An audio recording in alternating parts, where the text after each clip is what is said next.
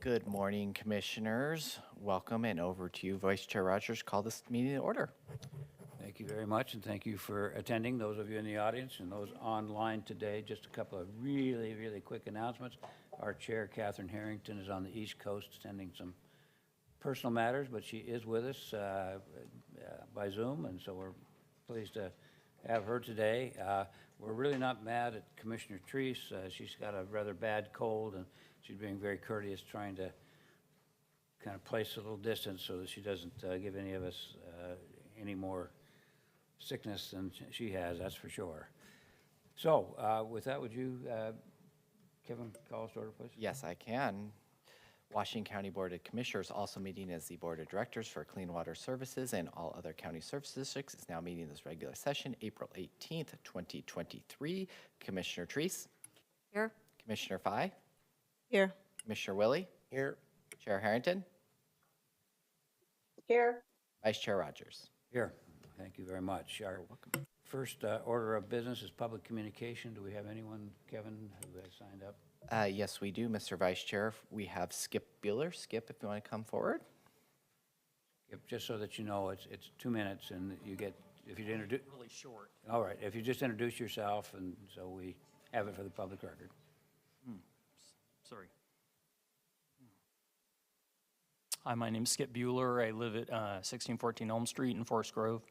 And I was here a month ago or so and was just expressing my concern about the homeless pod development in Forest Grove at the end of Elm Street, and that's planned. And I wasn't sure where that progress or process was right now, whether another location had been determined or possibly found any other locations, because I know there were at least 3 other properties that were for sale in Forest Grove that were we thought were better choices for such a development. And I just wanted to let the board know that we're still really concerned that the neighbors are concerned about such a development in impacting the residents in that area, as well as the historic neighborhoods. And yeah, I just wanted to, I can't really stay for the whole meeting, but I just wanted to let you all know that we're still concerned and hoping to see some sort of action towards finding another location. So thank you so much. Thank you for attending. Kevin, anybody else? We had no one else sign up in the room. Would any members in viewing this meeting via Zoom wish to provide public comment on any county-related item for up to 2 minutes? Give you just a moment to utilize raise hand. And also to note that item G1 on the ARPA, that is, if you have public comments on that item, we will take that under item G1. Not seeing any additional hands. Mr. Vice Chair. All right, thank you, Kevin, very much. We have a consent agenda. These are routine items we pass with one motion.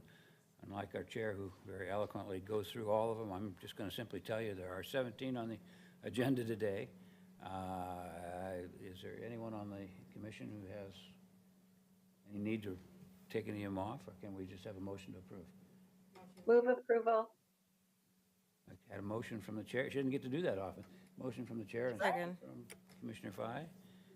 Any discussion at all? All in favor, say aye. Raise your right hand. Looks unanimous. All right, thank you very much. Our consent agenda has been passed. We have a proclamation. The first one is on Earth Day Proclamation.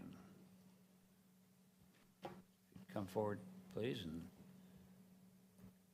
I still don't understand why there's not an IRS proclamation day today. That should be a good one. Commissioner Rogers, if I might, if the cameraman today could be really judicious in showing the testimony table, I'd appreciate it. Thank you. Could you hear that? Good. All right, they heard it. Good morning, Vice Chair Rogers and Board of County Commissioners. My name is David Martinez, and I'm the Assistant County Administrator. And with me is? Hello, Commissioners. My name is Eric Laprete. I'm the Sustainability Education Coordinator. And Eric is going to be presenting the proclamation, but before he does, I just want to take a moment to thank Eric for his service. He is moving on to Paraguay. Before joining Washington County, he was a Peace Corps volunteer for 2 years. And so we're excited for his next adventure, and just wanted to extend gratitude for the work that he's done, supporting the Partners for Sustainable Washington County Community, overseeing the employee giving campaign, which collectively $30,000 was raised by our employees, overseeing the sustainability liaisons, and also coordinating the sustainability series. So again, we just want to give gratitude for Eric and all of that he's done. And so I'll turn it over to him. Congratulations. Sorry to see you go. I'm sorry to go too, and thank you, David, for that introduction. I really appreciate it. Could we get the PowerPoint up on the screen? Just give you a quick introduction. So again, my name is Eric Laprete. I use he, him pronouns, Sustainability Education Coordinator at Washington County. And thank you for having us today to do the Earth Day Proclamation. This is really exciting for us. This is our fourth consecutive Earth Day Proclamation that we've gotten to do. And before we get into the proclamation, I would love to do a brief presentation on the history of Earth Day and why we're here today. Just a heads up, there were a couple of minor changes to this presentation, so it's going to be slightly different from the one that's in your board packet. All right, so to understand Earth Day, we should look at the decades that led up to the first ever Earth Day celebration, Earth Day protest. That was the 1950s and 60s in the United States. This was a time of immense economic growth, a huge increase in material wealth, but that increase in wealth came at a cost, particularly the degradation of our environment and the pollution and contamination of our communities. Some of the major environmental events that happened during that time period was the publication of Silent Spring by Rachel Carson in 1962. This was really the first book that was written for a general audience that connected humans' impact on the planet to our communities. It focused on the impact of DDT and other pesticides. In 1968, the Earthrise photo was published. This was taken by the crew of the Apollo 8 lunar mission, and it really showed humanity for the first time how small and finite and precious our planet was and continues to be. And then in 1969 was the Santa Barbara oil spill that leaked millions of gallons of crude oil into the Pacific Ocean off the coast of California.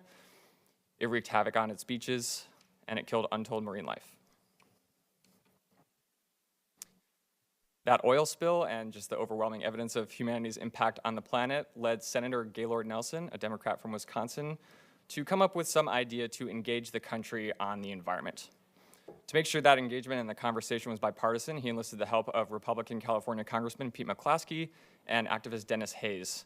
They decided to organize a series of teach-ins on university campuses, which was a common practice during the Vietnam War, to basically allow both sides of the aisle to come together and discuss the issues. However, once they started organizing them, they realized that that practice had kind of fallen out of favor among the general public, so they shifted gears and decided to start an initiative in which everyone could participate and would be more widely accepted. They decided on a nationwide demonstration, and they called that demonstration Earth Day. The first Earth Day took place on April 22nd, 1970, in which 20 million Americans took to the streets in cities around the country to protest the environmental issues of the day. That included industrial pollution, air pollution, water pollution, excessive waste, species extinction, and more. For context, 20 million was 10% of the US population at the time, and to this day, it stands as the single largest day of protest ever. Most importantly, Earth Day turned into action, particularly actions by the federal government. These are landmark legislations that are still impacting us today. We had the National Environmental Education Act, the US EPA, OSHA, the Occupational Safety and Health Act, and the amended Clean Air Act were all passed in the months immediately following Earth Day in 1970. 2 years later, the Clean Water Act and the Federal Environmental Pesticide Control Act were passed. These were direct results of Rachel Carson's work and her awareness raising from Silent Spring. And then in 1973, the Endangered Species Act was passed. Collectively, this legislation has saved the lives of untold numbers of Americans, have protected the health, safety, and well-being of hundreds of millions, and have prevented hundreds of species from going extinct. Today, Earth Day is still celebrated every April 22nd in over 193 countries and with the participation of over 1 billion people, which makes this the largest secular observance in the world. According to the organizers of Earth Day, there are two main goals. The first one is to help us as humans change our behavior and to adopt more sustainable habits. The other one, and perhaps most importantly, is to push governments of all levels, including local government, to enact policy changes that safeguard our planet for future generations. Washington County sustainability lives the values of Earth Day every day, and we have had a lot to celebrate. In the 12 years since the establishment of our office, thanks to the Sustainability Resolution and Order in 2009, we've now held 4 Earth Day proclamations, have continued to help the county increase resource efficiency and save costs. We do that through reducing the energy that we use in our buildings, helping staff get around the community in more sustainable forms of transportation, and reducing waste, among many other strategies. We also support other departments as they engage in externally facing climate and environmental work in the community, and we are very much looking forward to taking a One Washington County approach in conjunction with our public health partners to address climate change in the community. This is so important because many of the same issues that our community was facing back in the 50s and 60s that inspired the original Earth Day protests are still here today. And not only that, those challenges are disproportionately felt among low income, low wealth, and communities of color. So that being said, we are very much looking forward to partnering with you and with our community partners to really respond to climate change in a comprehensive way. I'd like to leave you, not leave you, but before we read the Earth Day Proclamation, I'd like to leave you with this quote by Margaret Mead, which I think really encapsulates what we're capable of here at the county. She said, "Never doubt that a small group of thoughtful, committed citizens can change the world. Indeed, it is the only thing that ever has." Thank you very much. Shall I read the Earth Day Proclamation? All right. A proclamation in honor of Earth Day, April 18th, 2023. Whereas the first Earth Day on April 22nd, 1970 is credited with launching the modern environmental movement. And whereas Washington County's Office of Sustainability was established in 2009 and provides subject matter expertise in the field of climate action, which enables the county organization to make educated and informed decisions to address climate change. And whereas Washington County has reduced its energy footprint by installing solar panels at county facilities, participating in strategic energy management, subscribing to Portland General Electric's Green Future Impact Program, and implementing the energy management policy. And whereas Washington County has reduced the amount of waste it produces by transitioning to electronic processes, donating deconstructed building materials, providing reusable dishware for county events, and composting at designated county facilities. And whereas Washington County encourages its staff to take sustainable forms of transportation by providing all eligible employees with TriMet Hot Passes, installing secure bike parking on county property, supporting telecommuting where possible, and procuring electric and hybrid vehicles for the county vehicle fleet. And whereas Washington County supports the greater community to be more sustainable by administering the Commercial Property Assessed Clean Energy Program, Green Business Leaders Program, Wood Stove Exchange Program, and Home Program.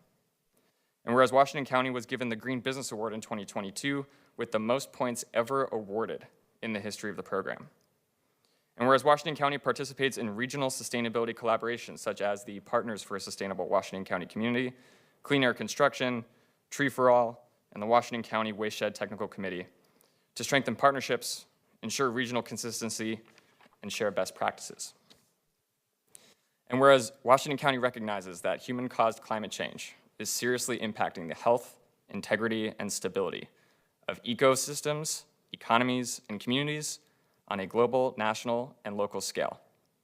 And whereas Washington County acknowledges that frontline communities, including low-income and communities of color, contribute the least to greenhouse gas emissions, yet bear the greatest burden of climate impacts. And whereas all people, regardless of race, gender, income, sexual orientation, gender identity, ability, or national origin, have a right to a healthy, sustainable environment. And whereas Washington County recommits to its mission of creating equitable, healthy, peaceful, safe, and sustainable communities. And now, therefore, be resolved that on this 18th day of April, 2023, the Washington County Board of Commissioners does hereby proclaim April 22nd, 2023 as Earth Day. and calls on the people of Washington County to observe this month with appropriate programs and activities that reduce our climate impact and create a sustainable community for present and future generations. Thank you. Thank you, Commissioners. Thank you for the presentation and reading. Any comments from the board at all? Nope, I think we're, I want to make a comment and just say congratulations, Eric, and good luck to you, and wish you all the best, and stay in touch. Which country are you going? Or I'll be in Paraguay.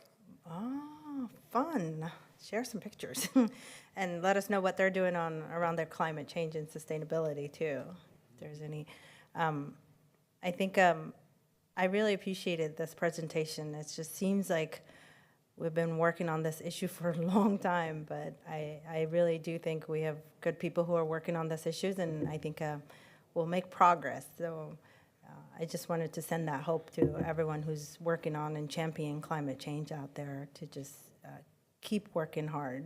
And that last quote that you presented, you know, it's hard to get that committed, but we'll get there, I think, and eventually we'll declare climate change is real, and we'll have a profound impact and long-lasting too. So I appreciate all the work you've done at the county and all the hard work, and look forward to your next endeavor. thank you. If there's no further comments, motion to approve resolution. Move to approve. Second. A motion to been second. All in favor, raise your right hand. Great, we are unanimous. Thank you very much. Safe travels to Commissioners. the faraway reaches of the planet. All right, the next item we have is another proclamation. It's a national infertility. Well, I'll let you say it. Go ahead. You're going to read the proclamation, I know. Yes, I'll read it. Proclamation, Board of Commissioners for Washington County, National Infertility Awareness Week in Washington County, April 23rd to April 29th, 2023. Whereas, according to the CDC, 1 in 8 couples have trouble getting pregnant or sustaining a pregnancy. And whereas the World Health Organization and American Medical Association define infertility as a disease, and whereas infertility affects women and men equally and does not discriminate based on race, religion, sexual orientation, marital status, or socioeconomic level, and whereas the LGBTQ community also faces challenges when building their families, and whereas all people challenged in their family building journey should have access to all family building options, and whereas family building options include adoption and medical treatment such as in vitro fertilization and third-party reproduction, and whereas the cost and lack of insurance coverage are barriers for many in our county to access the family building option they need, and whereas raising awareness of infertility and the barriers faced by the family building community is the first step to removing these barriers, and whereas the Washington County joins Resolve, the National Infertility Association, dedicated volunteers, healthcare professionals, and members of the infertility and family building community by participating in this promotion. Now, therefore, we, the Washington County Board of Commissioners, do hereby proclaim by April 23rd to April 29th, 2023, National Infertility Awareness Week. Great, thank you so much for reading it. Any discussion on behalf of the board? Motion to approve. Motion? Second. There has been a second. No other discussion? All in favor, raise your right hand, please. Looks like all 5 of us. Thank you. It is approved, and thank you for reading that, Commissioner. It was well done. All right, boards and commissions, appoint members to the Aging and Veterans Service Advisory Commission.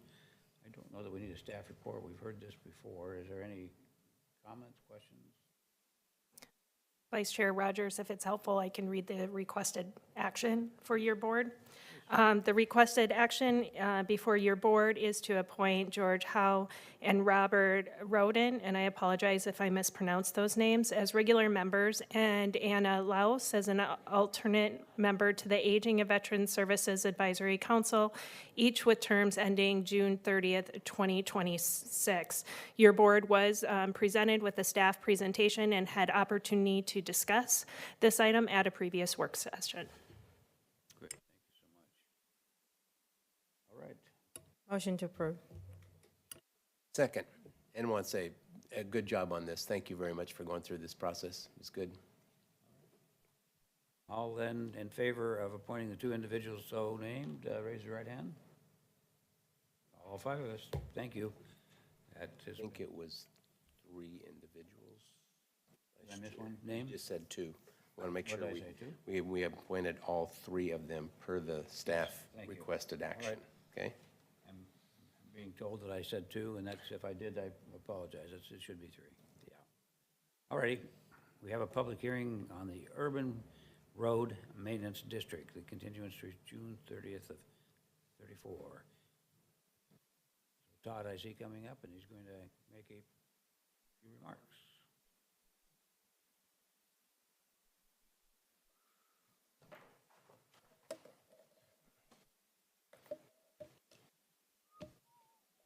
Good morning, Chair and Commissioners. I'm Stephen Roberts, Director of Land Use and Transportation. With me is Todd Watkins, our Operations and Maintenance Division Manager. Do one thing. If we're going to take public testimony, I open the public hearing yet. Go ahead. After this presentation, we open. Yeah, we'll run through just a brief presentation. Yep, okay. So with that, I'll turn it over to Todd. He's going to run us through a fairly brief presentation. You had a work session briefing about a month ago on this, and so we just want to run through a few of the particulars for members of the public that might be attending and listening in. Good morning, Commissioners. Todd Watkins, Operations Manager. Real quick, I'll just go through these slides. There we go. So ERM was formed in 1994, actually formed in 1987 and first funded in 1994. At that time, it had a population of 133,000 people. Today, we currently serve over 200,000 people. And if it were an incorporated city, it would be the second largest city in Oregon, second only behind Portland. At that time, the valuation of the properties within the district was $6.7 billion, and currently now it's approaching $24 billion, so quite an increase over the years. When it was first formed, the tax rate was 36.5 cents per thousand, but with Measure 50, that was adjusted, and the current tax rate is 24.56 cents per thousand. Just quickly, if you could go back, I just wanted to clarify too, I think the district boundaries are essentially the urban unincorporated areas of the county, so those areas within the UGB but outside of a city.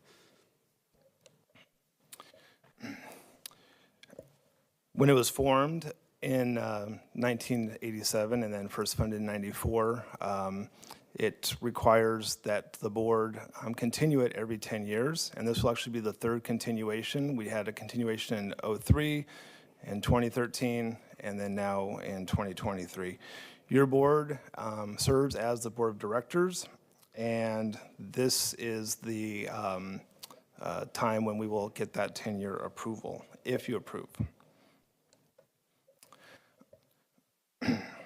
Your board adopted this road maintenance priority matrix in 1987, and it's our guiding principle for road maintenance across the entire countywide network. The fortunate thing about ERMD is that it provides a stable funding source for the neighborhood routes and the urban local roads, which otherwise would not receive the same level of funding. Without ERMD, those roads would be competing with the same road maintenance dollars such as 185th, Murray Boulevard, Shoals Ferry Road, and the level of service and the road conditions would be extremely different than from what we see today.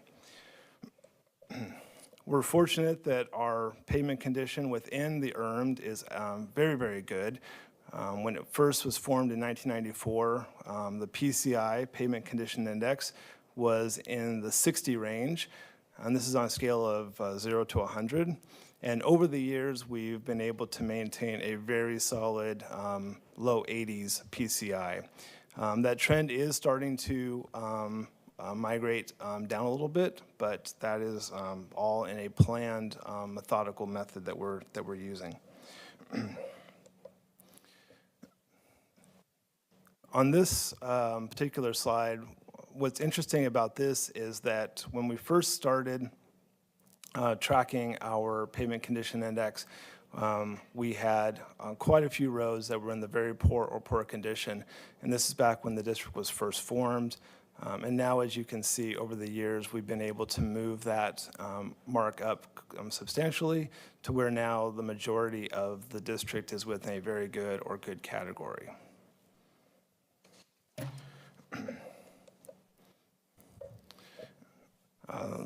One of the more pronounced programs that the district has been able to fund over the years is the Pedestrian and Biking Improvement Program.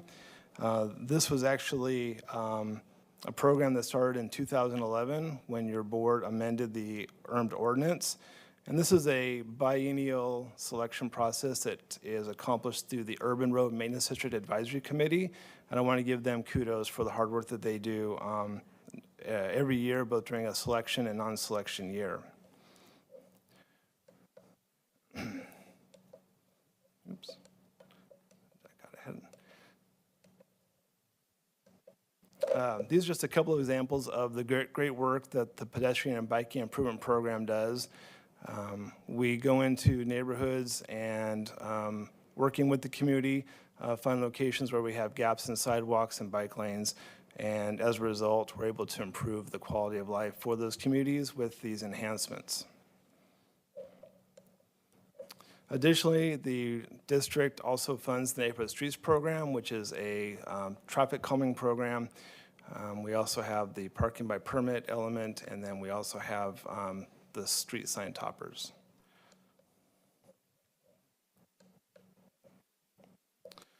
So today's item is that we request that you approve that the district continue for the next 10 years, and with so, they'll provide ERM with the funding through June 30th, 2034. And with that, I will answer any questions. Are there questions? Please.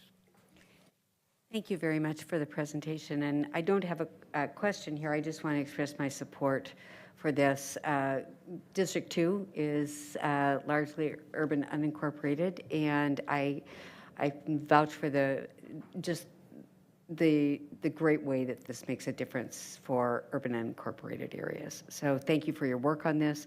Thank you for your creativity in managing the costs related to it. And like I said, I'll be expressing my support.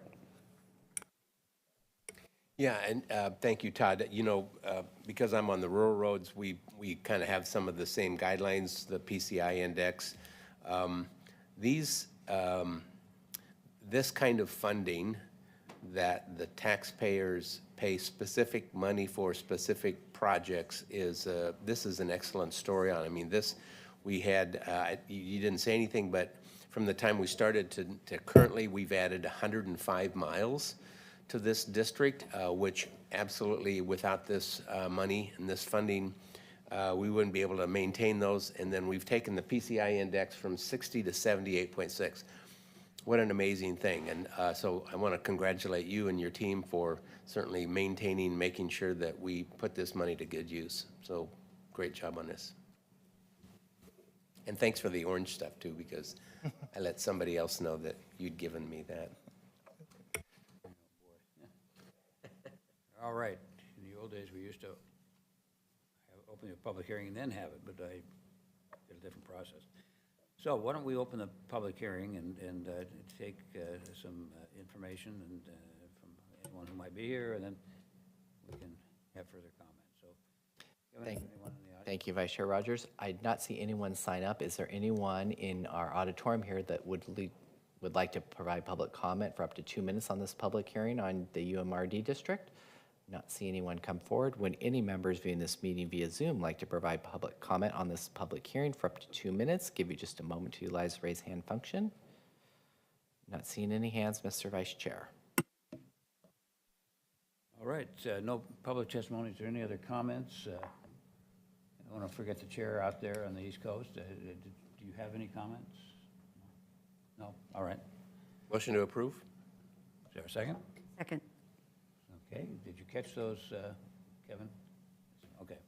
Been a motion and a second. All in favor of the resolution continuing the URM through, hard to say, June 30th, 2034, 10 years. Signify by raising your right hand or thumbs up, or however you want to do it. Looks like it's 5 of us. All right, it does pass. We'll close that. All right, thank you. And on a side note, we do have orange apparel for everyone today, so no one will go away without any orange apparel for tomorrow. And Chair Harrington, it'll be waiting for you when you get back. Thank you all. Thought you just like Commissioner Willie Moore. And so oh, Commissioner Fye had it. All right. I will leave the name out. Our next item, if you're following along on our agenda, is an action item. A little unusual to have a public hearing, but we thought that was significant enough to have one on it. It's the American Rescue Plan Act, which is ARPA for all of us in short. We're going to have a short presentation on that. It was decided in a previous meeting that we had that we're going to have 30 minutes of testimony, limited to 1 minute for any one individual who would like to offer that. And so with that, I'll just turn to the staff for presentation.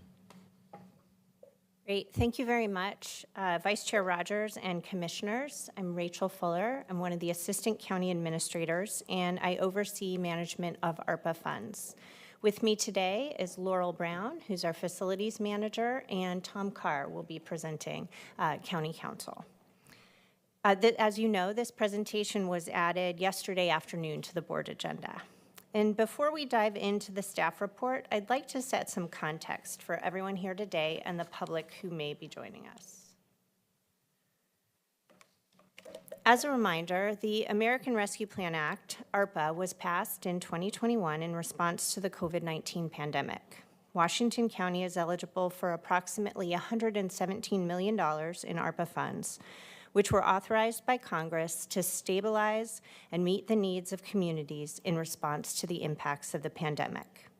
The program provided flexibility to counties to address the needs of their communities, including enhancing public health and safety, stabilizing revenue streams, and mitigating the disease. Funds were available in 2 allocations or tranches.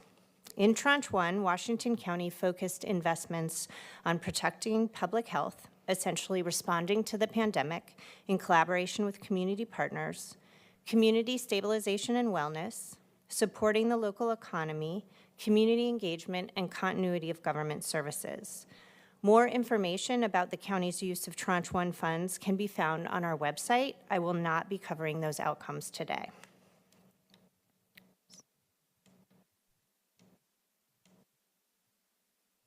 The purpose of this presentation is to review the county's proposed approach to the remaining American Rescue Plan funds, review emerging issues impacting health and safety systems in congregate care and county facilities, and affirm board direction regarding the 23-26 ARPA framework. When I refer to the 23-26 framework, I'm referring to a limited amount of unspent funds from Tranche 1 and the entirety of Tranche 2 ARPA funds allocated to the county. I want to acknowledge several important points at the outset of this presentation. The work of addressing the disparate impact of the pandemic for BIPOC communities is far from done. The framework your board has reviewed may look very different than where the board, staff, and our community thought we were headed even 6 months ago. Throughout the pandemic, we have engaged with community organizations and community members on their lived experiences in navigating negative pandemic impacts and sought to develop strategies grounded in community priorities. No one anticipated the scale of critical urgent needs in our facilities, nor understood how unprepared we were for this additional emergency to some of the key facilities that enable services of county government. This is not a situation desired by the board, staff, or our partners. Community members may disagree with and feel frustrated by the county's proposed approach to the use of ARPA dollars to address health and safety systems in congregate care and county facilities. Community members may be similarly frustrated that the county has operated without a long-term plan for facilities maintenance, and that conditions on this scale has come as a surprise to elected officials and to the community alike. As you know, Washington County faces a structural imbalance between its general fund revenues and expenditures that is projected to be $25.3 million for the next fiscal year. Simply put, community need exceeds the resources available to the county to meet those needs. That is the backdrop for our report today. We won't be reviewing the full ARPA timeline. I'm going to center focus on how the emergence of facility needs coincided with allocation decisions for ARPA Tranche 2 funding. This timeline represents actions taken to understand the scope and scale of the facility's needs and to establish a plan to address those needs.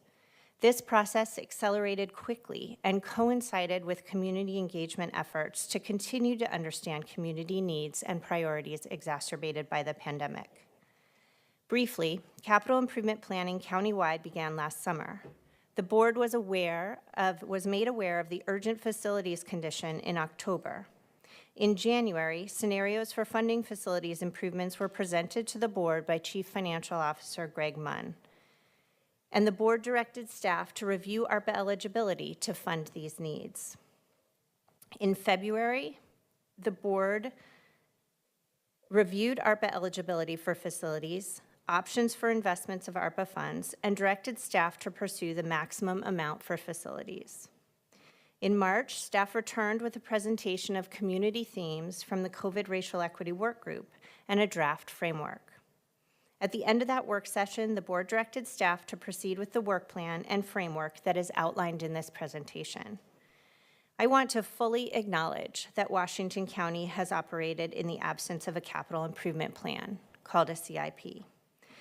With the leadership from this board and with the board's support, staff are implementing the first ever capital improvement plan with the goal of inventorying capital assets, assessing conditions, identifying needs, and creating a plan to fund or finance those needs within available resources. Again, needs will likely exceed available revenues. I'd like to turn it over to Laurel Brown to provide more detail about the scope of the facilities needs. Thank you. So I'd like to begin by saying that soon after joining your facilities team in February of 2022, it became apparent that I had been handed a well-maintained and aging portfolio supported by a staff of talented and dedicated technicians, and that past managers had consistently prioritized uninterrupted service delivery over flash and finish.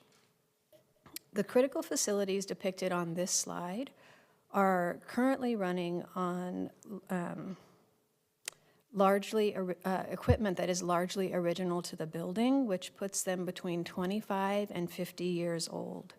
With minimal resources and lacking any mechanism for long-term capital planning, staff and previous managers have extended the life of these systems 5, 10, and in some cases 25 years beyond manufacturers' expectations. That said, even the best maintained mechanical systems reach a point where what's broken cannot be fixed, and that is where we are today. Increasing failures in these systems are already impacting the county's ability to deliver service in a timely, safe, and efficient manner.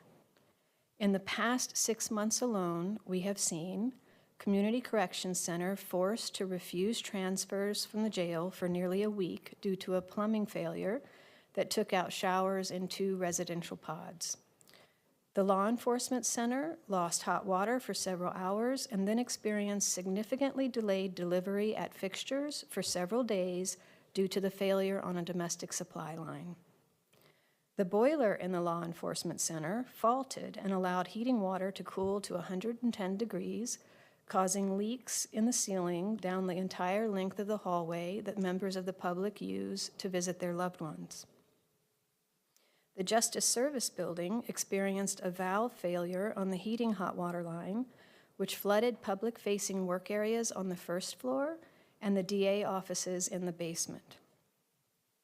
Because the isolation valves on these systems no longer work, we had to shut off heat and cooling to the entire building for half a day in order to make emergency repairs.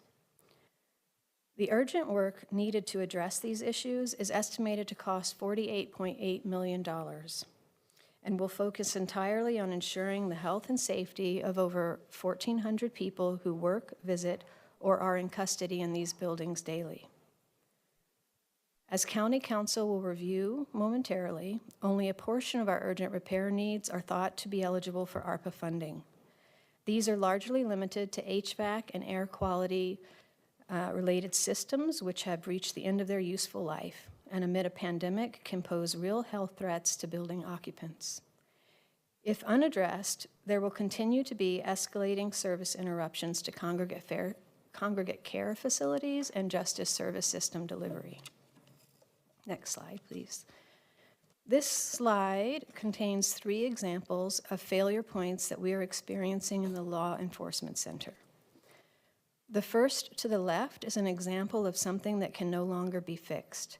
This is an expansion joint which is inserted between sections of pipe to allow for temperature-related shrinking and expansion and the ever-present vibration that all buildings experience.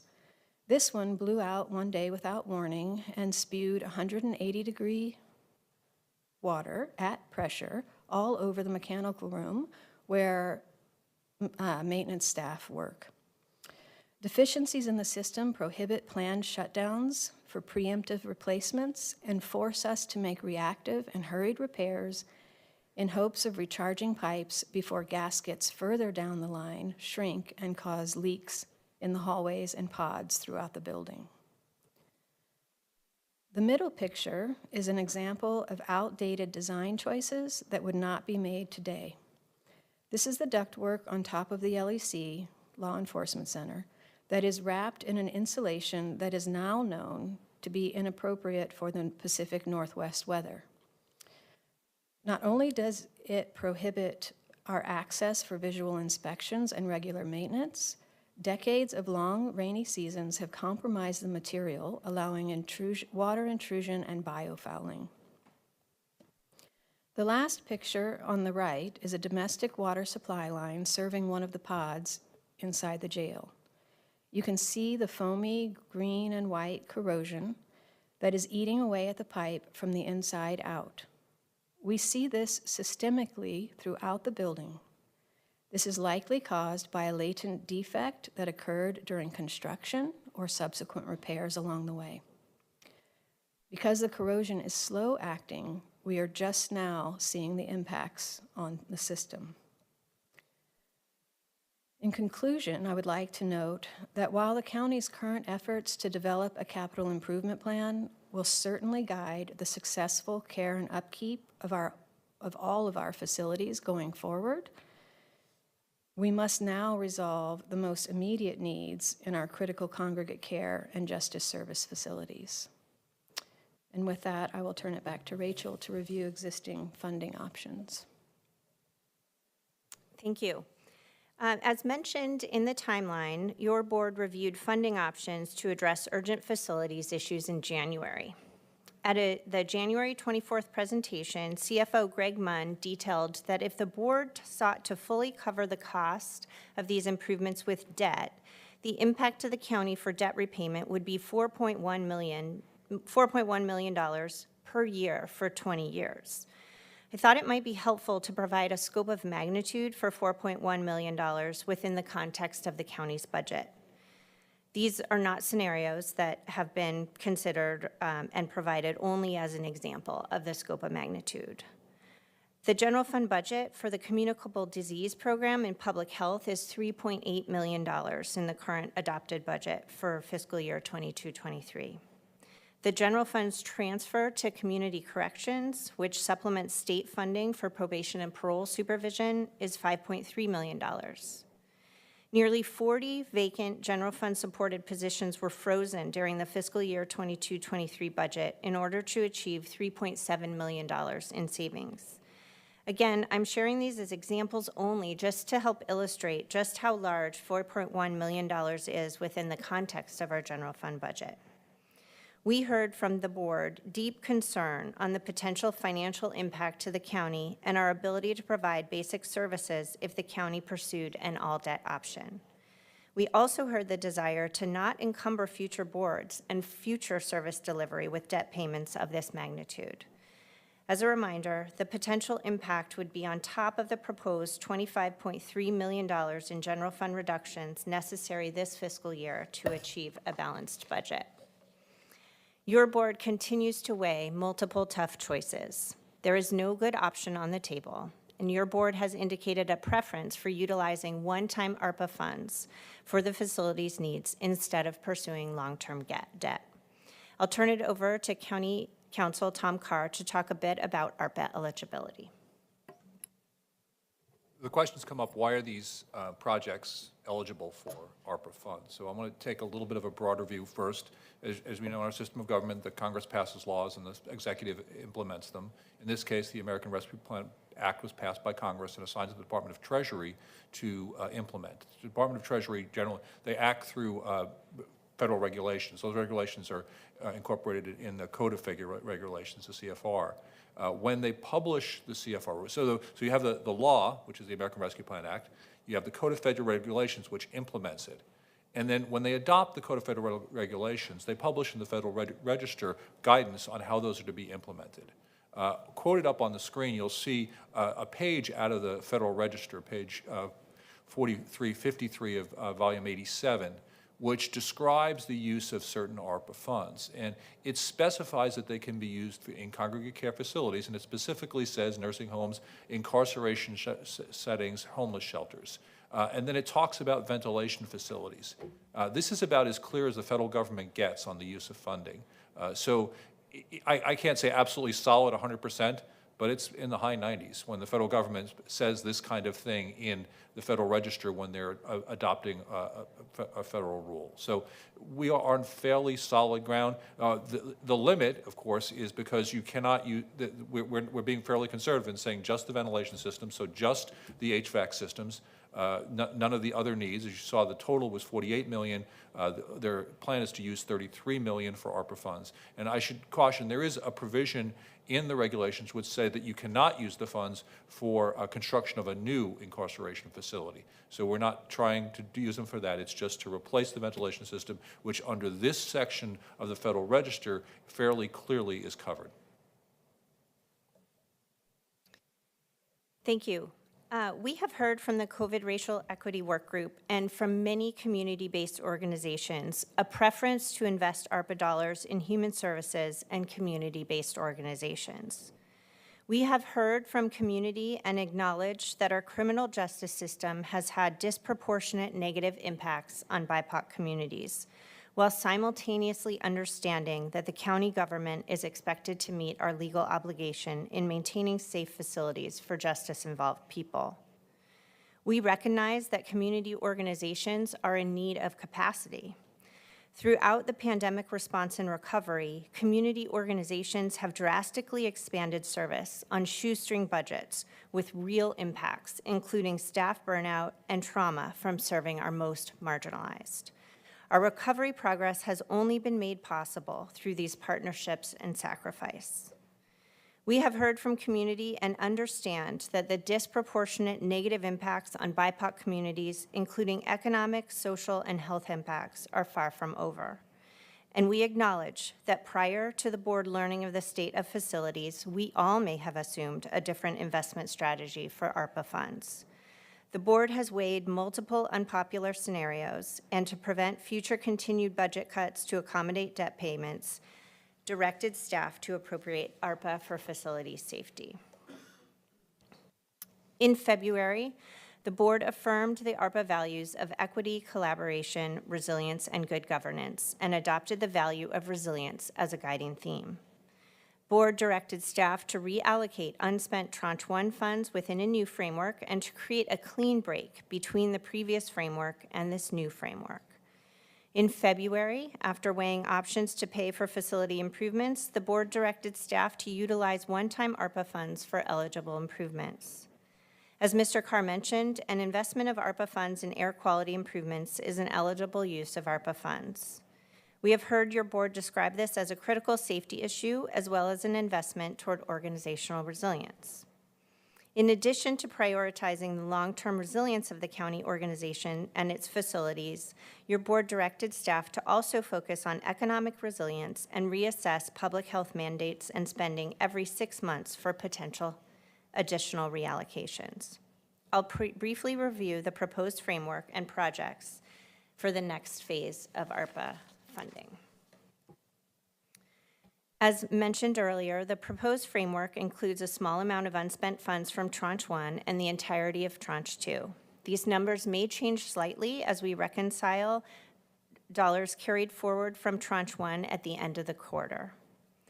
On March 21st, your board reviewed a proposed 23-26 framework and directed staff to return with more information on the proposed projects, specifically workforce development, small business support, and broadband.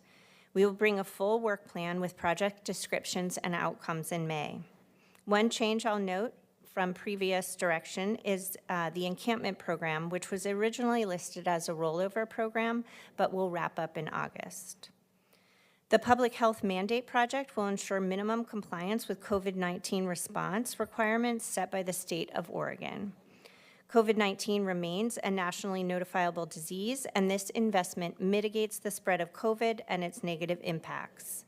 As you're aware, and as mentioned earlier, we will continue to evaluate mandates. Effective ARPA management area will ensure compliance with U.S. Treasury guidelines throughout the ARPA framework, as well as capture learnings and processes from ARPA to inform county work and our operational resilience in the long run. As reviewed by Ms. Brown, investment in facilities, investments in facilities will ensure safety in county facilities and our responsibilities in public safety and justice. Revenue replacement. Local governments are eligible to claim a portion of ARPA funds for organizational recovery to address lost revenue and its impacts on service delivery. Strategic planning. As you are aware, the county strategic plan is decades old, and the outcome of the strategic plan will be an updated plan to prioritize the most important county outcomes to achieve. Economic resilience, and with this I'm including workforce development and small business support. This will support economic development programming focused on workforce development and small businesses. Community-informed outcomes include investments in small business and workforce programs with regional partners supporting multiple sectors, including advanced manufacturing and childcare, through career and training program enhancements. The broadband project includes a limited duration coordinator to support countywide efforts to pursue federal and state funding to increase affordable access to broadband. This timeline shows the spending timeline for ARPA along with the 6-month reallocation cycles. The 6-month review is important as our goal is to keep your board abreast of spending so that we fully expend all dollars prior to the end of 2026. Beyond ARPA, the county has additional opportunities to address community input and need. We want to underscore that ARPA is not the end of our conversation or engagement with community related to understanding community need. This slide identifies areas where community feedback from ARPA engagement is being incorporated into county operations. Throughout the engagement process, we heard clear priorities around affordable housing, capacity building, and economic recovery. To help soften the rental assistance cliff from other pandemic funds, Supportive Housing Services, SHS, is dedicating $6 million per year for the next 2 years for eviction prevention. This program is also spending nearly $5 million in capacity building focused on homeless services, spread across 24 community organizations. As you are aware, thanks to regional funding, Supportive Housing Services is undergoing a tremendous expansion from a program budget of $5 million to nearly $85 million this upcoming year. In the Office of Community Development, the county is prioritizing emergency rent assistance through its allocation of Federal Emergency Solutions Grant, or ESG funds. These ESG funds are matched with county Supportive Housing Services funds to increase impact. Approximately $600,000 is available through June 2024. This office also will be awarding $5.2 million in home funds this fall through a competitive process. In economic development, ARPA-funded efforts are presently focused on capacity building and workforce development. Looking ahead, efforts will continue to evolve as this office continues to take shape beyond ARPA. These and other areas of county effort are opportunities to show our community that their priorities are being put into action, regardless of funding stream, and in many cases lasting longer than the ARPA period. If the board approves the ARPA framework today, staff would return with a comprehensive work plan for adoption on May 23rd as a consent item. We would also begin implementing 6-month evaluations to assure full spending of the ARPA dollars and to provide an opportunity for reallocation. That concludes the staff report, and we're available to answer questions. Thank you. Questions? Yeah, Mr. Treat. I have a comment. Thank you, Chair, Vice Chair. First of all, thank you for this comprehensive report. And I also want to particularly highlight Ms. Brown and the staff, the facility staff, for the work that has gone on here. I know you have been here a very short period of time. I know this was probably not what you signed up for, but nonetheless, you've done an excellent job. And the facility staff has done also a great job in expanding the life, as you mentioned earlier, and giving us every opportunity here. I am, at this point, disappointed. Hindsight's 20/20 that we didn't have a capital improvement plan. I'm also encouraged by the fact that we are building one. So again, I want to thank you. I want to thank the staff, and I want to ensure our public that as we move forward, it's our responsibility to have a capital improvement plan in place, and that is in the works as we speak right now. So thank you. Thank you. Any other comments? Let me. Vice. I I was just going to say, is Chair Harrington, did you have a comment you want to make? Oh, I saw you leaning forward. All right. Roy, On the general comments. Kevin, we only have 5 people that have signed up to testify in the public meeting. So currently, we have 4 people that I see online from the sign-up list. We had no one sign up in the room, but is anyone in the room wanting to testify on this? Okay, not seeing in the room, so we have about 4 and possibly a few others online, so I don't see more than possibly 7. So I'd like to recommend that we reinstate the 2-minute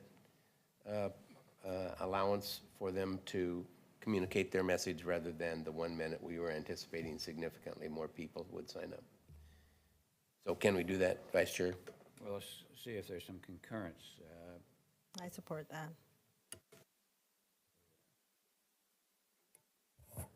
I support that, but I think we should still have a 30-minute cap. Yes. Theoretically. Okay. We only have 5 in this 2 minutes. We're well within that. I but thought, yeah. how many are there, Mr. Moss?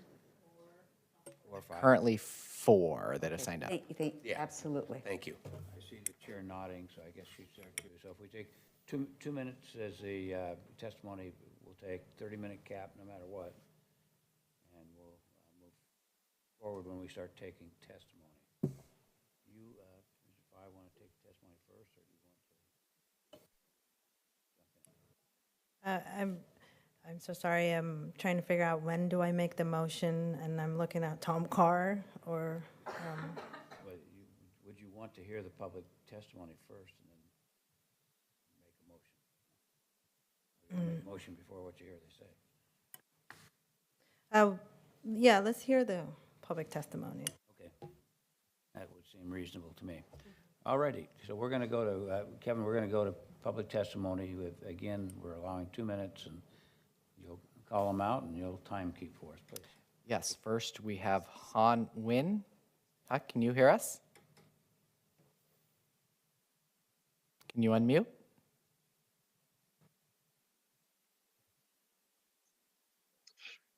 Yes, hello. Was that for Hai Nin? Please go ahead. Okay. All right. Good morning. My name is Hai Nin, and I'm a resident of Washington County near PCC Rock Creek. I'm here today to testify against the proposed funding of jails in our community and to strongly suggest that you reallocate the $8.9 million towards community resilience. The American Rescue Plan Act, ARPA, is a historic investment in our country's future. It is an opportunity to rebuild our communities, create jobs, and provide much needed relief to families and individuals who have been struggling during the pandemic. However, the proposed funding of jails in Washington County would be a misuse of these funds. Jails are not a solution to a crime.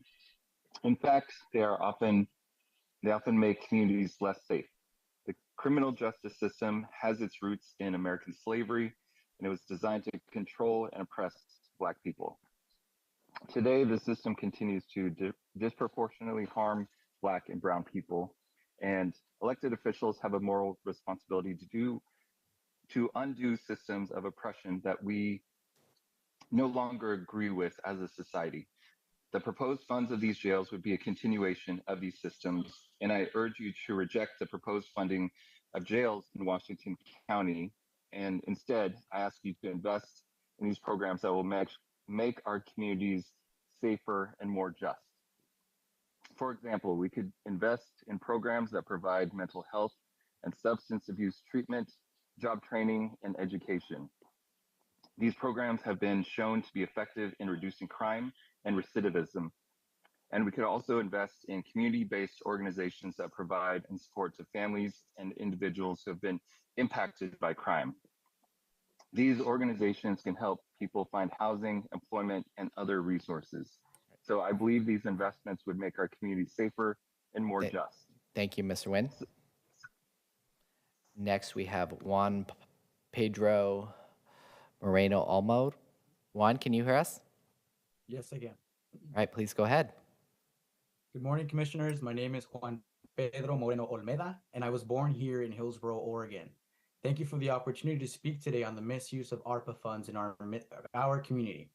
As citizens of Washington County, we have a responsibility to ensure that the funds allocated by the American Rescue Plan Act, or ARPA, are spent in a manner that benefits our community in the most effective way possible.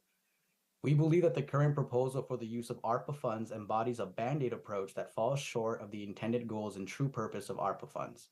I would like to remind you that the current proposal is not in the best interest for our community. We do not believe that ARPA funds should be used to replace the Washington County's jails HVAC system. Instead, we encourage more investments in our community's health and well-being, which can help stimulate the local economy by putting money back into the pockets of consumers. More specifically, we support the proposal to allocate $8.9 million towards community resilience and encourage you to consider reallocating more for this purpose. We strongly believe that the fund should be invested in supporting families, individuals, and small businesses in the area. The pandemic has caused devastating impacts on our communities, and we must ensure that the appropriate funds are allocated to those who need. We urge the Board of Commissioners to consider our request for additional funding towards supporting families, individuals, and small businesses. As I have mentioned before, replacing the Washington County's HVAC system is very important, but I believe this should have been done over 10 years ago when the system was about 15 years old. We want you to reconsider the use of ARPA funds. Thank you so much. Thank you, Juan. Next, we have Simam Husani. Simam, can you hear us? Yes, I can. Please go ahead. Can you guys hear me? All right. Can you hear me? Yes, we can. Okay, thank you. Yes, good morning. My name is Simab Husseini, and I'm a community organizer who's lived and worked with immigrant refugee communities in Washington County and surrounding counties. I'm here today to testify against the proposed funding of jails in our community. ARPA is an opportunity to rebuild communities, create jobs, provide the much needed relief to families and individuals who've been struggling during the pandemic. However, the proposed funding of jails in Washington County would be a misuse of these funds. Jails are not a solution to crime. In fact, they often make communities less safe. Elected officials have a moral responsibility to undo systems of oppression that we no longer agree with as a society, and the proposed funding of jails would be a continuation of these systems. I urge you to reject the proposed funding of jails in Washington County. Instead, I ask you to invest in programs that will actually make our community safer and more just. An example, the guidance mentioned earlier failed to mention the opening of that paragraph that first emphasized a broad range of services beyond just incarceration settings.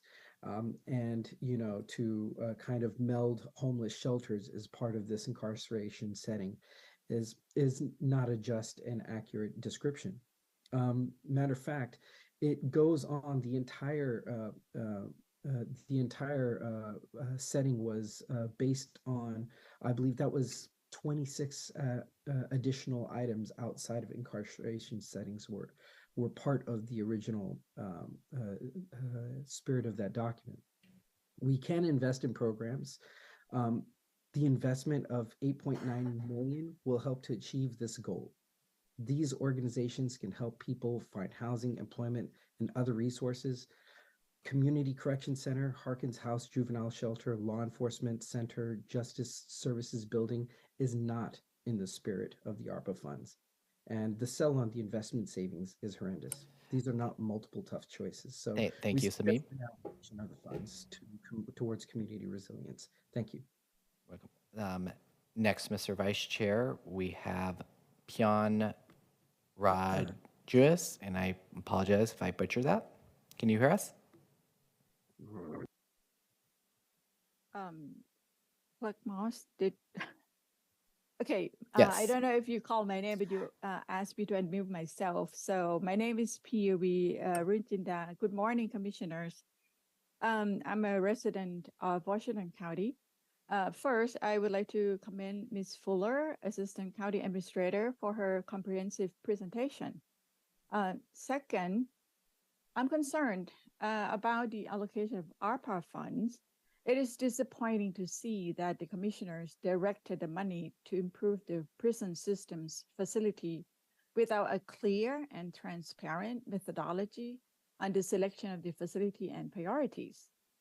I also want to express my disappointment with the decision-making process regarding the ARPA funds allocation, as it appears to be skewed and not transparent. This repeating concern of the board not being transparent on different issues brings a question of trust.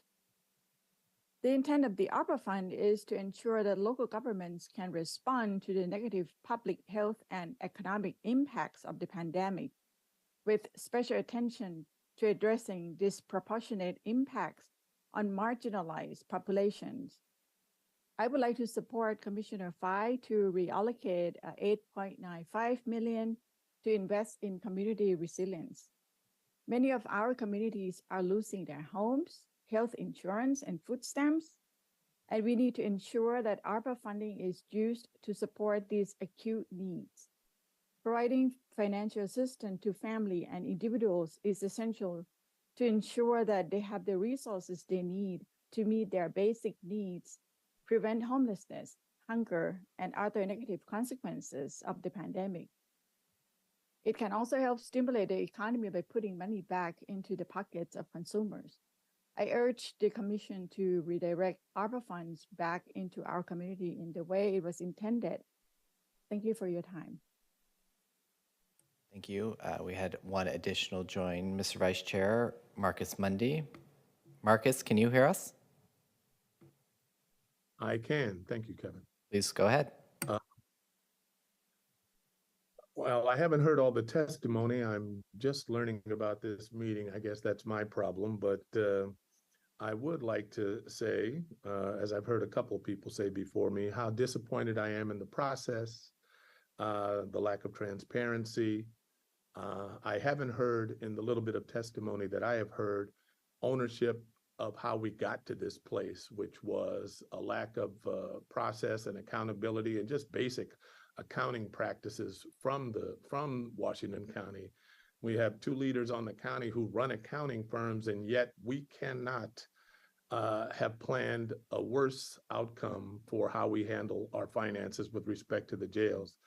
The other thing I wanted to mention is that I do support what I just heard someone say, the 8.9 million for community resilience that was put forth by, I think, Commissioner Fye. I do support that. I support double that and triple that and quadruple that, but I certainly support some reasonable amount of money being set aside for community resilience.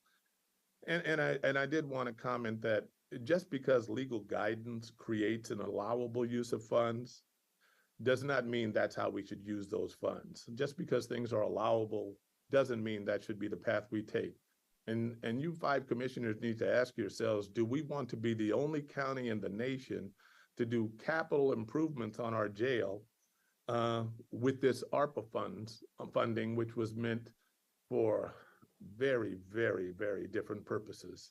So again, I support those who have come out in opposition to this decision. I missed Ms. Fuller's presentation. I'm sure that was in support of all the rationale and, again, the legal guidance that creates an allowable use of funds, but we need to use the funds wisely. Thank you. Thank you, Marcus. Would any other members of viewing this meeting via Zoom like to provide public comment on this item? I'll give you just a moment to utilize the raise hand function. Not seeing any additional hands, Mr. Vice Chair. Thank you very much, Kevin, and thank you for everyone who is testifying today or has testified. Is there, before we get into your motion, is there other comments or questions? Anything else you want to add, staff, before we go forward? No, Mr. Vice Chair. I would add 2 comments from myself real quickly. One is that we have been very transparent.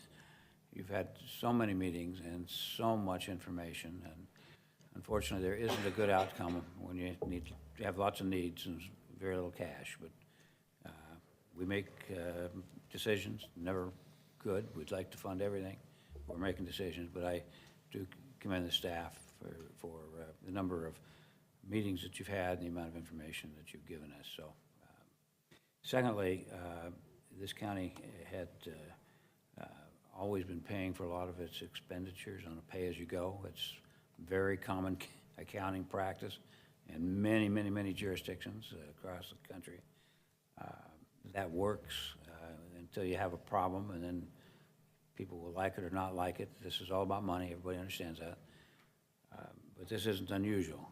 What's happened is an unusual event in which we've used a lot of our reserves to do other things, where we were chipping away at improvements in a different manner. So this isn't some lack of attention. This is just lack of ability to fund an exploding population, exploding needs with what cash we have. So anyway, that's my very quick comments, and I know, Commissioner Fye, you have. No, not yet. You just asked me if we close it, and I said no, because we need to take some motions. Yeah. Go ahead. Okay. Thank you, Vice Chair Rogers and Chair Harrington online, and other board members. I sent you an email last Friday just explaining my reasons of making a recommendation to amend what we asked the staff to come back on how we spent the ARPA dollars, Tranche 2. I believe that I brought forward an easy amendment that is actionable, but I'm also aware, as long as many other people, that I cannot force you to take this action today. But I am want to appeal to you that in the spirit of balancing the community needs along with the critical care facility needs that we have, I'm proposing that we amend the draft ARPA proposal that our staff did a wonderful job, by the way, Rachel and Laurel, presenting. So I just want to just commend you all, the good work you're doing as a staff for Washington County and our residents. I would like to propose that we amend and that we use the revenue replacement funds, which is, I don't know, Kevin, if you could display one of the slides. If not, no worries, but I can articulate it. I propose that we use the revenue replacement funds, which is 11.7 million, in the following ways. Originally, it was recommended that general fund uses, which is to be determined, but I'm recommending that 2.75 million of that to go to general fund uses to be determined, 2.85 million to use for CC HVAC and controls, and then 1.1 million for Harkins House HVAC, and then 5 million to use it for Justice Services HVAC.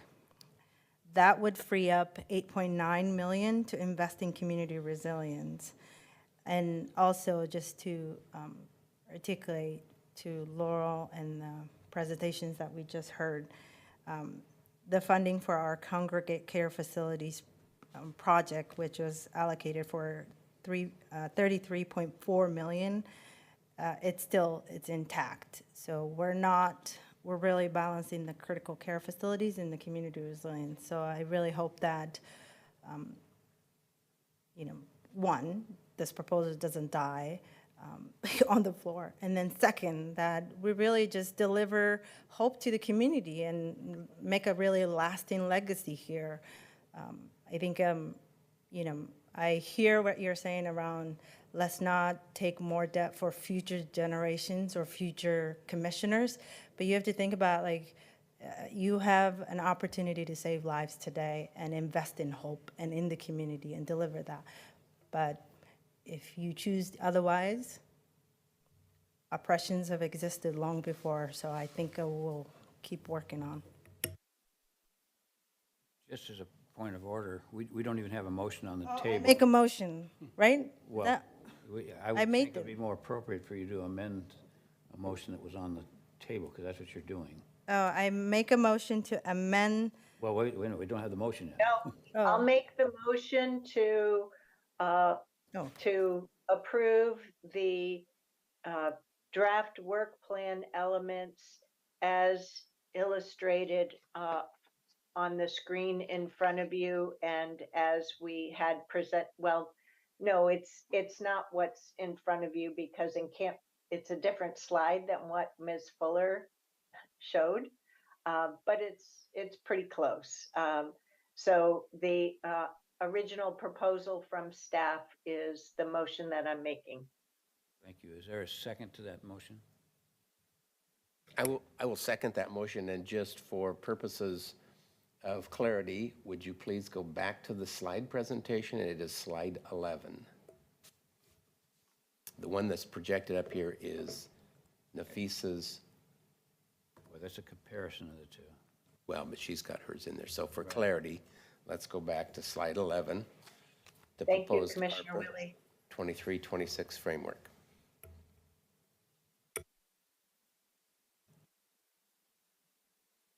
And make sure you heard, Vice Chair, I seconded the chair's motion.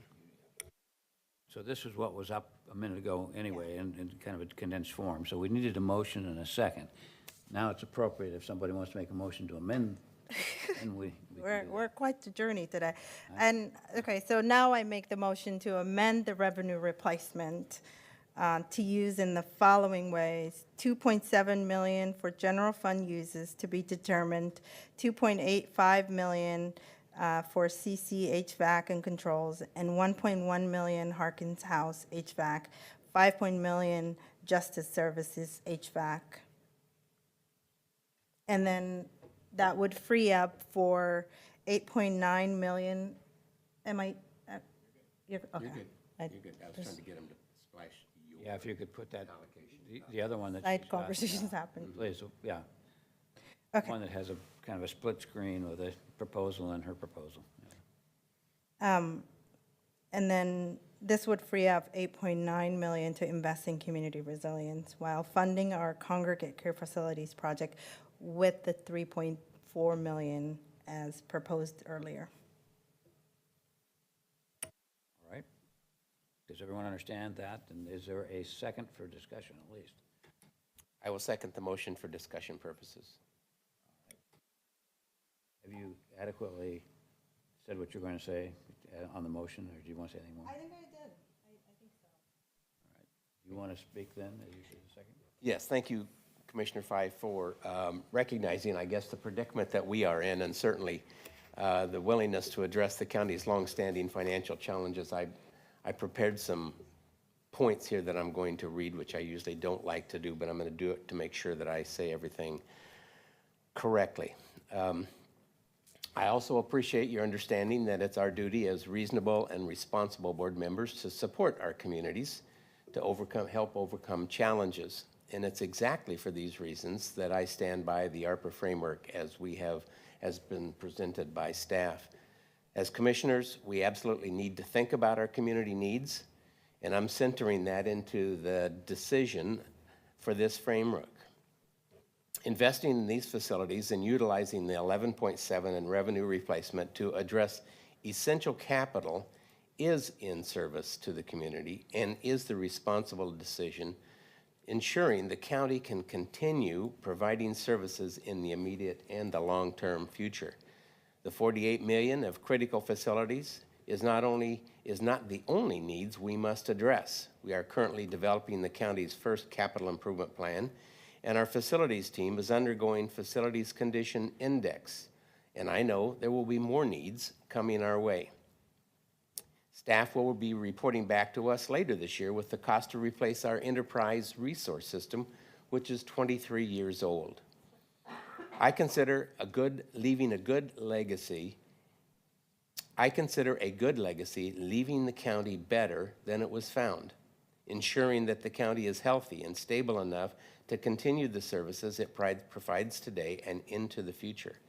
My idea of a strong legacy is not burdening our future community by incurring unnecessary and avoidable debt because the money is available today. They would not suffer the consequences of that kind of decision for the next 20 years. Frankly, I'm confused that any proposal would ignore funds available right now, cut services, and force the debt on the community for the next 2 decades. I am just not willing to do that and jeopardize this opportunity we have at present. I believe this decision is pragmatic, to use one of your terms, and fiscally responsible. And as staff stated, we will continue to work with our community partners to meet our community needs. I remain committed to the original framework as the board has discussed. So thank you. I have a question or clarifying question for Commissioner Willie.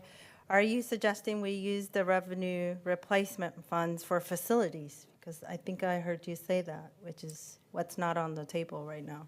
It's as presented here, the 11.7 is general fund uses to be determined. That's what is being presented.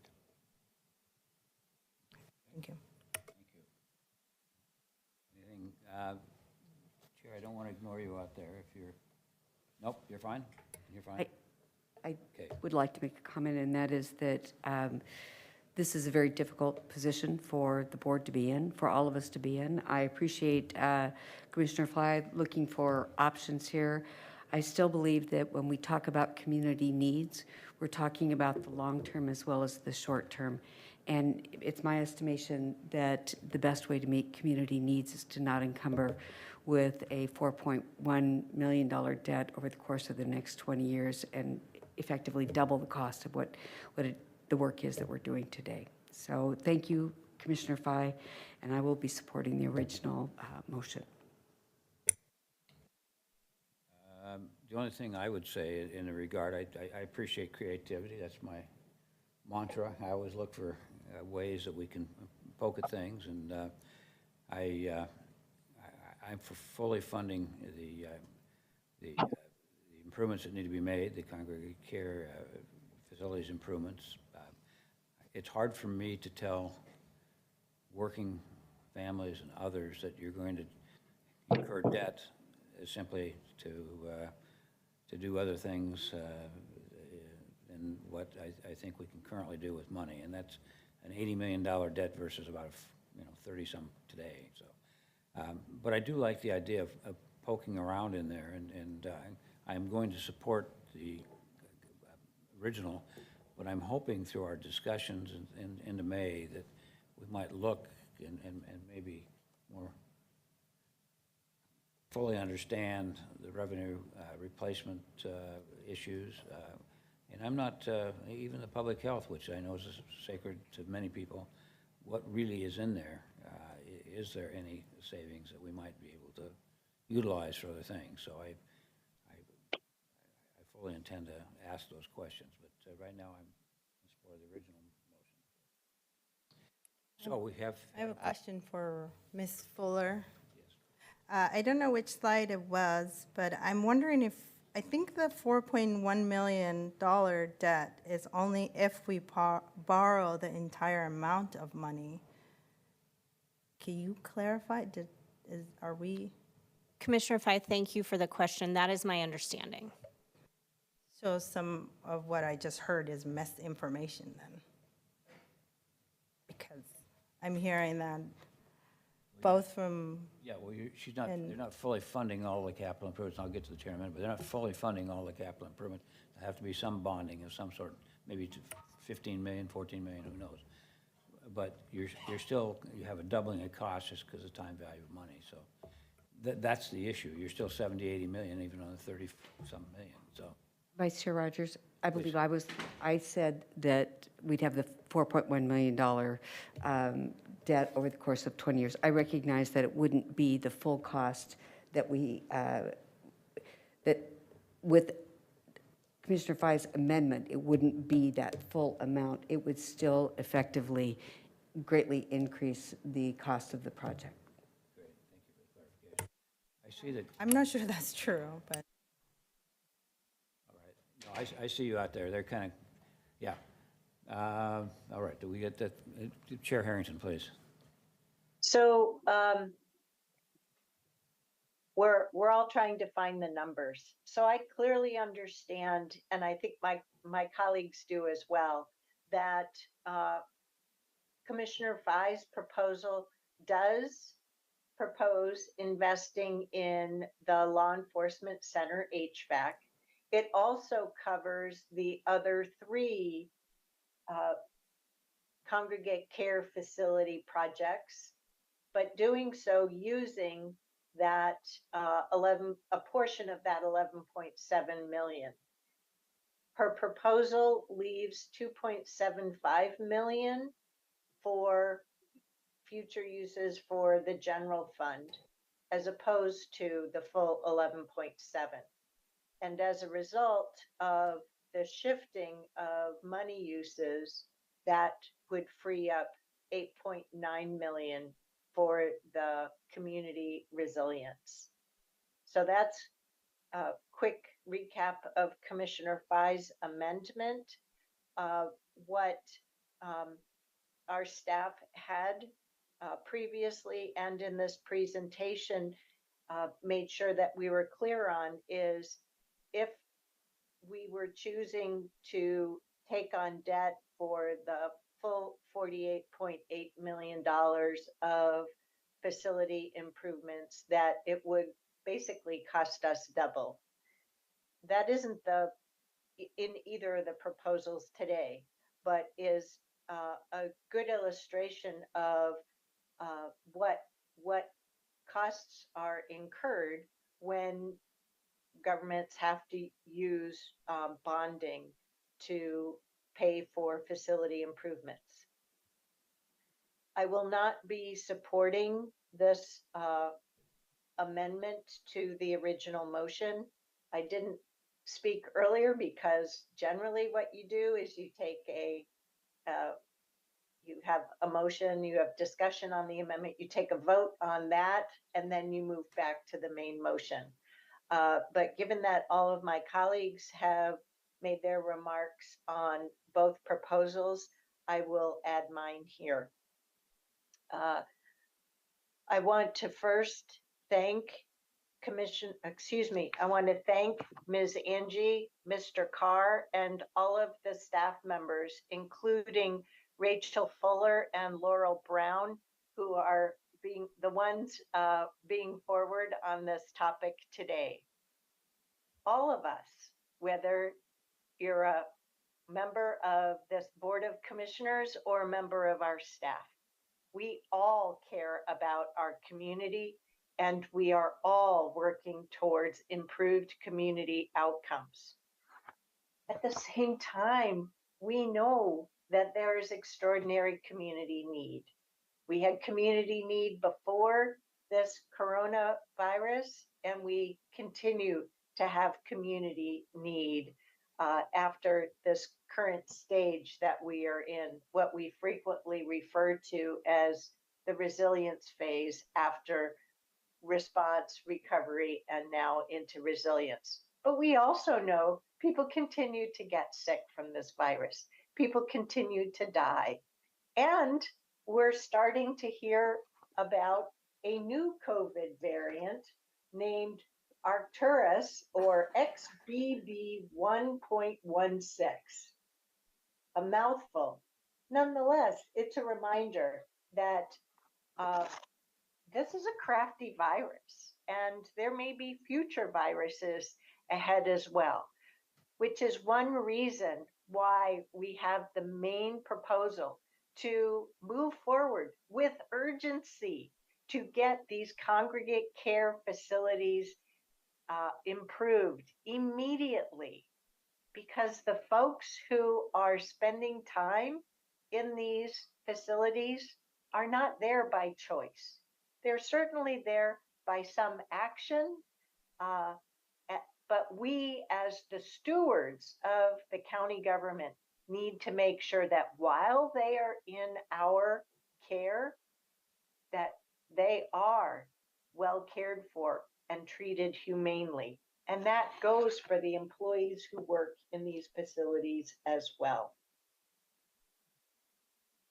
We will continue to support our staff in the delivery of services towards community need. We also have to make sure that we are following through on the responsibility that we have as the county commission that others do not have responsibility for, but with which they have a reliance. So with that, to be clear, I will not be voting to support the amendment today. I wish to ensure that the revenue replacement funds can be utilized as we move forward through all of the details of our next fiscal year budget and beyond, because we're going to need it. As I believe Commissioner Willie mentioned, we have other systems here at the county. We also have $15.4 million remaining to seek for all of the urgent 24/7 facility improvements that we've learned more about that are part of that $48.8 million total. So those are my remarks for today. I apologize if I got a little long-winded. Thank you. Thank you. So the next order of business, obviously, is to take a vote on the amended motion. So all those in favor of the amendment, raise your right hand, please.